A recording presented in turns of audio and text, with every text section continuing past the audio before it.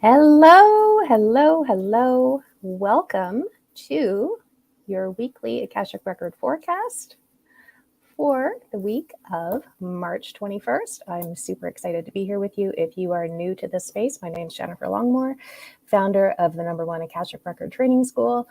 In the world, we have trained over 100,000 people in over 100 countries, and that is why I am here channeling messages from the Akashic Records to really help you navigate the week from a place of alignment, congruence, feeling purposeful, navigating your ascension journey, and so on. And also, we just happen to be celebrating an equinox. So happy equinox to you if you celebrate that. So we are going to dive right in. It is going to be another pretty wild week. Now, it's going to feel like a little bit of a 180 from last week. Last week was really about helping us focus on our inner and outer well-being. We're still going to be called to focus on that this week. But last week was a lot of introspection. This week is movement into action. We're basically opening a new door, a new chapter into our energy. And so this is a great week as we shift gears to still be an impeccable steward for your mental health, for your consciousness, being mindful of what you give your attention to and what you don't, and who you're giving your attention to and who you're not, particularly the circus act on the world stage. That's not the guide saying that, that's me saying that. This is a great week to really look at how can you be an impeccable steward of your mental health, because the more clear you are, the more fortified you feel, the easier it's going to be to take action on the visions that you have been creating. Now, part of this is that it's taken people about 2 years to really move through the trauma process, the grief process, and so on. And it doesn't mean that you're going to be completely out of it. It just means that there's an acceptance almost of the fact that the pre-2020 version of us is, although still here in some ways, right? The vision that you may have had for that person before you knew what you knew was likely very different than how it is now. And so you've been spending the last 2 years navigating and figuring out who is this post 2020 version of you, creating the vision. What does this look like? Being fully awake and aware to what's going on in the world, and being acutely aware that you were placed here for this time, that there's things that are going to be required of you, that you were aware of your blueprint for your soul, and then you're aware that during this moment in time, that you're coded for particular things. And so you're accepting that and leaning into that and embracing that and inviting that into part of your new vision. So it's time to dream again. It's time to get clear on who is this post 2020 version of you. The guides aren't really big on getting clear on an identity, but they are clear on the fact that this newest version of you is going to be living way more from your higher self and detaching from any labels and identities that you've placed on yourself or identities that you brought with you into 2020. And now it's time to release the nostalgia, release any misidentified and misapplied constructs of who you are and who you be, and really live from this place of who is your higher self. You're going to be feeling a lot of fluidity of emotions like you did last week. And this is our opportunity to say, well, are these my emotions, or is this just energy in the collective that I happen to be emoting, moving through my emotional body, my energy body? And so the first thing to ask is this even mine? Like, is this something I need to be processing, or is this something I can just transmute? If it is yours, or you do find that the fluidity of emotions is getting a little bit heightened for you, that's just your invitation to go out in nature and allow nature, without any ego, because nature has no ego, to transmute that energy or to move it. There's a lot of different things too, right? Like I'm telling you this as my human self, not that the guides are telling you this.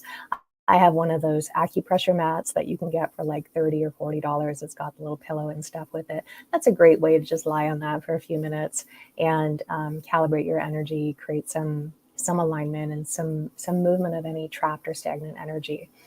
As I mentioned, this is the week to be an impeccable steward of your inner and outer well-being. So if you're finding yourself online, if you're finding yourself plugged into what's going on in the Circus Act, if you're finding yourself wanting to numb out in activities that allow you to escape, like binging on Netflix, for example, again, these are not the guides sharing this, I'm just giving you some human examples, then that's your opportunity to say, okay, well, what is happening for me that I am not being as much of a steward for my consciousness as I can be?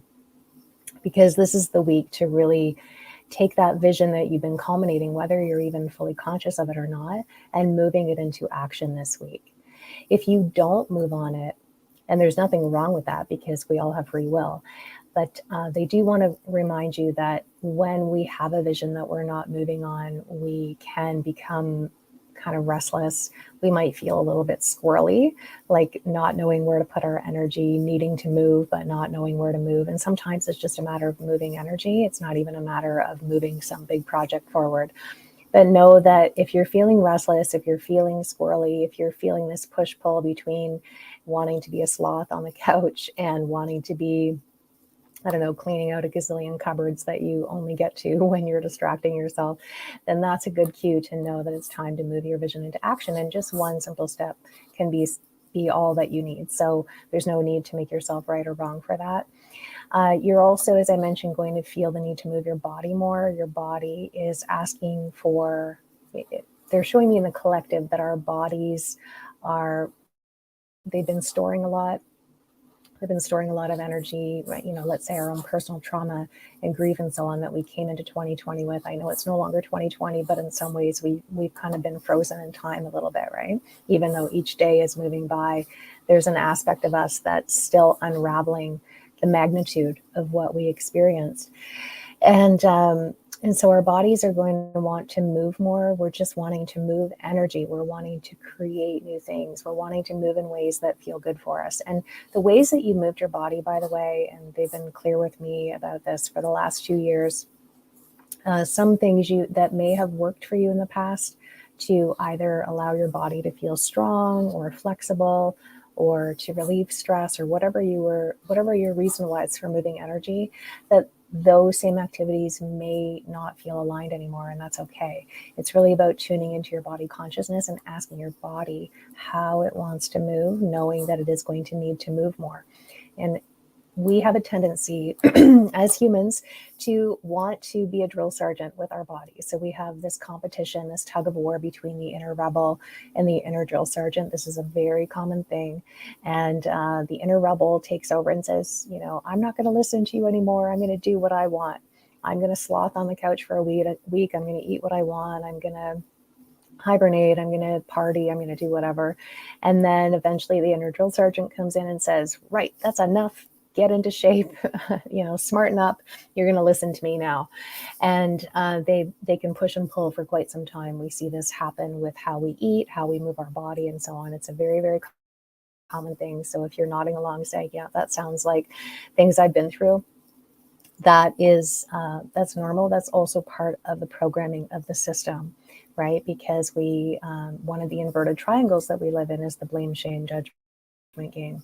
So this is an opportunity and an invitation for us to retire the drill sergeant, thank it for the role that it played and the ways that it shaped us up, so to speak, the lessons that we learned from it, the mastery we gained from it. And then moving into what is my higher self, what is my body consciousness saying around how to honor the energy of my body and how to honor my body consciousness. Now keep in mind that when we have trauma, it is our tendency to want to escape our body, to disassociate. So either we live from our head up or we're completely out of our body. So this invitation to come back into your body might feel a little bit clunky, which is why you want to be super gentle and tune into what does the body consciousness want. Because in fully engaging in our body consciousness and being present in our body and moving it, that also requires that we're present to it all. And as much as we know we came here to witness this great transformation in humanity, but potentially the greatest transformation we'll ever see, and will ever be a contribution to.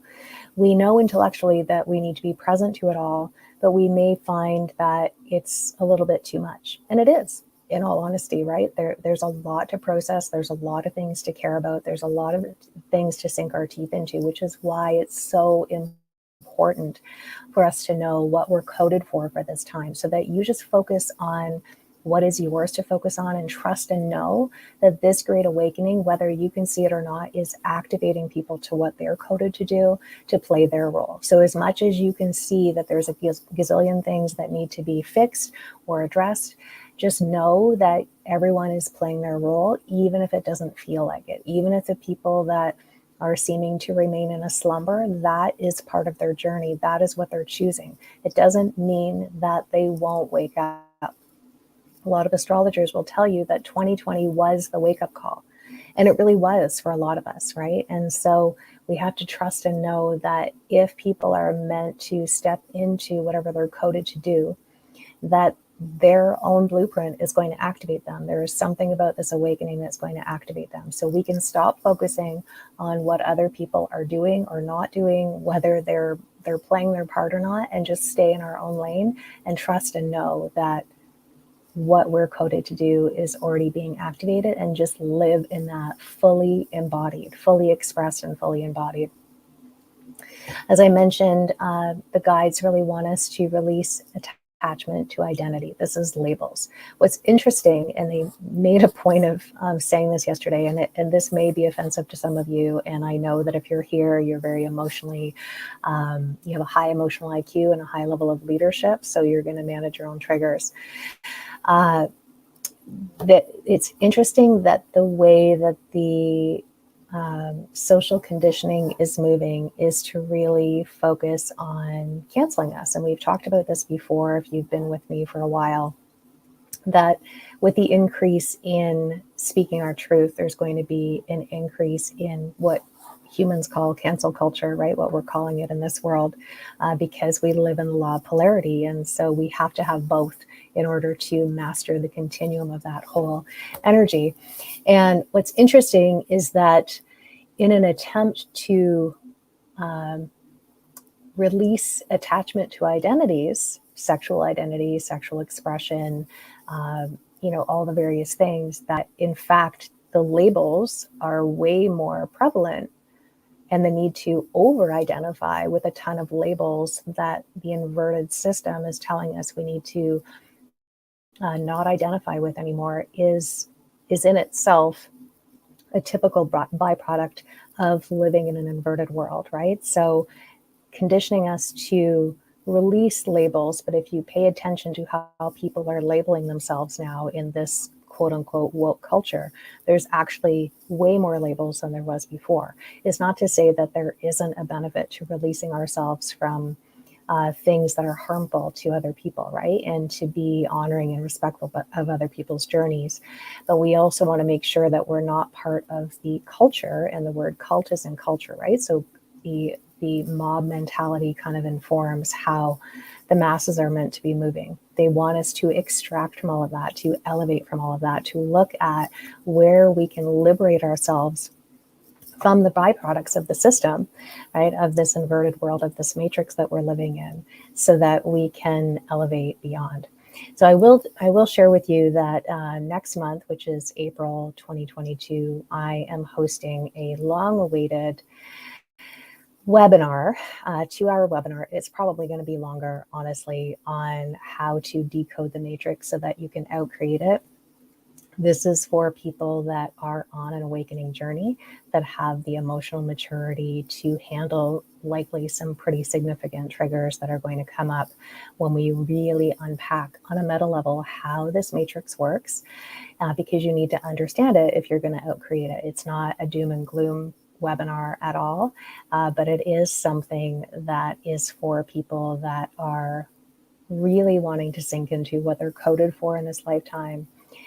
Really want to help humanity move through this. They've chosen the 5D timeline, and they realize that they might be a little bit ill-equipped with understanding some of these things. And so when we decode the matrix, we can see how the circus act keeps playing out on the world stage.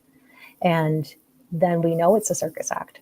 So when we know it's a circus act, we don't get hooked and distracted by that, which is what the attempts are, so that we can reclaim our consciousness and focus it, redirect it, pivot it towards the 5D timeline instead of constantly looking at the circus act. That is going to help us be an impeccable steward of our consciousness, of our energies, so that we can maintain the vitality that we need, so that we can extract ourselves out of any surge capacity that's created. I'll call it prolonged adrenal fatigue for like 2 years, and really focus on what we keep saying we're focusing on, which is creating the 5D reality. And creating the 5D reality doesn't involve us spending 8 hours a day focusing on the circus act on the world stage.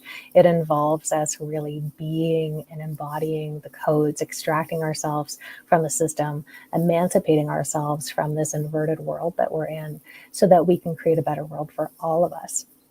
And of course, leave a better world for all of our fellow brothers and sisters that are going to come after us, our children and our children's children, and so on.